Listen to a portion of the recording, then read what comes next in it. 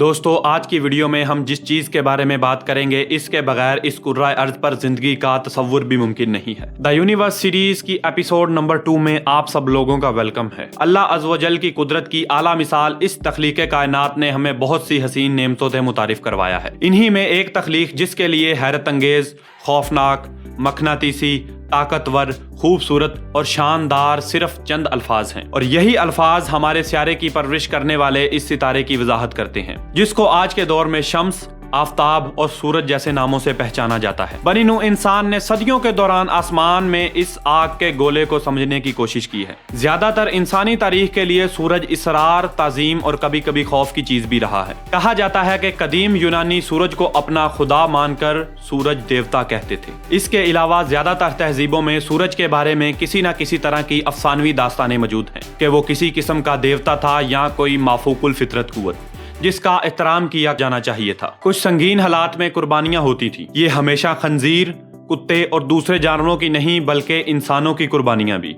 یہ ابھی کافی حال ہی میں ہوا ہے، پچھلے چند ہزار سالوں میں، کہ ہم نے چاند کی حرکت پر منحصر سورج گرہن کے بارے میں سیکھا ہے۔ گرہن کب لگے گا اس کی پیشگوئی کے لیے ابتدائی طریقے بنائے گئے تھے۔ جس طرح سورج کی موجودگی ہمیں روشنی دیتی ہے، اسی طرح دن کی روشنی یا دن کے وسط میں سورج کی عدم موجودگی ایک ایسی چیز ہے جس نے زمانوں سے انسانوں کو خوفزدہ کر رکھا ہے۔ جب لوگوں نے یہ اندازہ لگانا سیکھ لیا سورج گرہن کب ہوگا تو وہ زیادہ طاقتور ہو گئے۔ ابتدائی سائنسدان بننا۔ سورج، اس کی حرکت اور اس کی خصوصیات کو سمجھنا انسانی تاریخ میں ایک مجموعی عمل ہے۔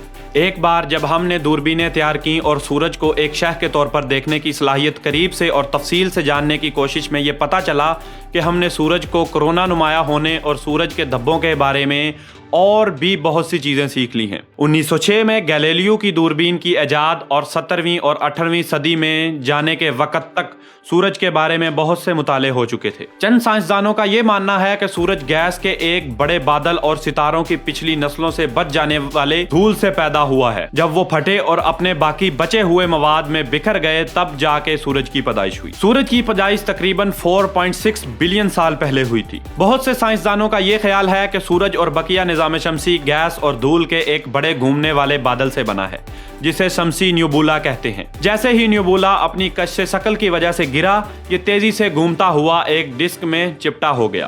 خیال کیا جاتا ہے کہ سورج کی پہلی سائنسی تحقیق قدیم یونانی فلسفی انیکساگورس نے تجویز کی تھی۔ اس کا خیال تھا کہ سورج دھات کی ایک بڑی پگھلی ہوئی گیند ہے۔ سورج نظام شمسی کے مرکز میں واقع ہے جو کہ تمام دوسرے سیاروں کے مداروں کی مخالف سمت میں گھومتا ہے۔ نظام شمسی میں یہ اب تک کی سب سے بڑی چیز ہے۔ اس میں نظام شمسی کا 99.8% حصہ ہے اور یہ زمین کے قطر سے تقریباً 109 گنا زیادہ بڑا ہے۔ اتنا کہ آپ سورج کے اندر تقریباً 1.3 ملین سیارے زمین کو آسانی سے فٹ کر سکتے ہیں۔ سورج کا خط استواء کا طوائف۔ سورج کے خط استواء کے چاروں طرف کا فاصلہ 43,79,000 کلومیٹر ہے۔ یہ زمین سے 109 گنا بڑا ہے۔ یہ ایسا ہی ہے کہ اگر آپ 100 کلومیٹر فی گھنٹہ کی مستقل رفتار سے سفر کرنے والی ایک کار میں اس فاصلے کو طے کرنے کی کوشش کرتے ہیں تو اس کو طے کرنے میں آپ کو 5 سال لگیں گے۔ سورج کی سطح تقریباً 10,000 ڈگری فارنہائٹ یعنی 5,500 ڈگری سیلسیس گرم ہے۔ اس کے مرکز میں درجہ حرارت 27 ملین فارنہائٹ یعنی 15 ملین سینٹی گریڈ سے بھی زیادہ تک پہنچ جاتا ہے، جو کہ جوہری رد عمل کی وجہ سے ہوتا ہے۔ ناسا کے مطابق سورج سے پیدا ہونے والی توانائی سے ملنے کے لیے ہر سیکنڈ میں 100 بلین ٹن ڈائنامائٹ پھٹنے کی ضرورت ہوتی ہے۔ سورج تمام رنگوں سے مل کر بنا ہے اور یہ ہماری آنکھوں کو سفید دکھائی دیتا ہے۔ غروب آفتاب یا طلوع آفتاب کے وقت سورج بعض حالات میں روشنی کی سبز چمک پیدا کر سکتا ہے۔ ایسا اس لیے ہوتا ہے کیونکہ زمین کا ماحول روشنی کے رنگوں کو الگ کرنے والے پرزم کی طرح کام کرتا ہے۔ سورج تقریباً 73% ہائیڈروجن، 25% ہیلیم اور 2 بھاری عناصر جیسے لوہے، کاربن اور آکسیجن سے بنا ہے۔ گزشتہ 4.6 سالوں میں سورج کے مرکز میں ہیلیم کی مقدار 24% سے بڑھ کر 60% تک پہنچ گئی ہے۔ سورج زمین سے تقریباً 150 ملین کلومیٹر کے فاصلے پر ہے۔ سورج سے روشنی کو زمین تک پہنچنے میں 18 منٹ 19 سیکنڈ لگتے ہیں۔ रोशनी 3 लाख किलोमीटर फी सेकंड की रफ्तार से सफर करती है। एक को दूसरे में तकसीम करने से हमें तकरीबन 500 सेकंड या 8 मिनट और 20 सेकंड का वक्त मिलता है। अगरचे ये तवानाई मिनटों में ज़मीन तक पहुंच जाती है, लेकिन इसे सूरज के मरकज से अपनी सतह तक सफ़र करने में लाखों साल लग चुके होंगे। सूरज को बराह रास्त देखना मुश्किल अंधापन का सबब बन सकता है। सूरज से निकलने वाली अल्ट्रा वायलेट रोशनी में जरासीम खश खसूसियात होती हैं। सूरज अक्सर बड़ी अहमियत पैदा करता है, जिसे कोरोनल मास एजेक्शन कहते हैं।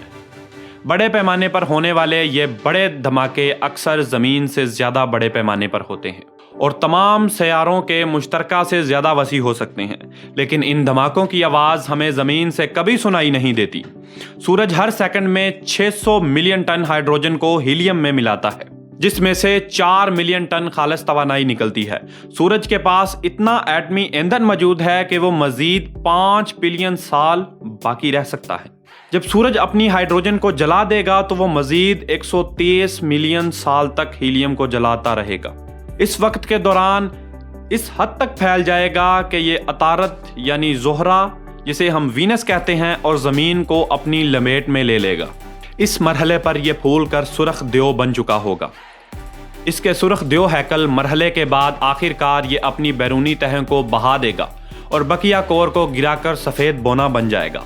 आहिस्ता आहिस्ता सफ़ेद बोना ख़त्म हो जाएगा और एक मध्यम ठंडी नज़रियाती चीज़ के तौर पर यह अपने आखिरी मरहले में दाखिल हो जाएगा, जिसे कभी कभी स्याह बोने के नाम से जाना जाता है। इस वक्त सूरज का साइज़ ज़मीन के साइज़ के बराबर होगा। दोस्तों, अगर सूरज अचानक चमकना बंद कर देता है तो जिंदगी ज्यादा देर तक नहीं रह सकेगी। एक हफ्ते के अंदर अंदर आलमी दर्जा हरारत 0 डिग्री सेंटीग्रेड से भी कम हो जाएगा और एक साल में दर्जा हरारत इतना गिर जाएगा कि तमाम समुंदर जम जाएंगे। और अगर सूरज अचानक गायब हो जाए तो जमीन खला में एक सीधी लकीर में 30 किलोमीटर फी सेकंड की रफ्तार से दौड़ती रहेगी, जब तक कि इसका सामना किसी और बड़े सियारे से ना हो जाए। तो दोस्तों, अगर आपको भी सूरज के हवाले से मजीद दिलचस्प हकाइक पता हैं तो हमें कमेंट सेक्शन में लाजमी बताइएगा। और अगर आपको यह वीडियो पसंद आई हो तो इसको लाइक करके, चैनल को सब्सक्राइब करके घंटी के आइकन को दबा दीजिएगा।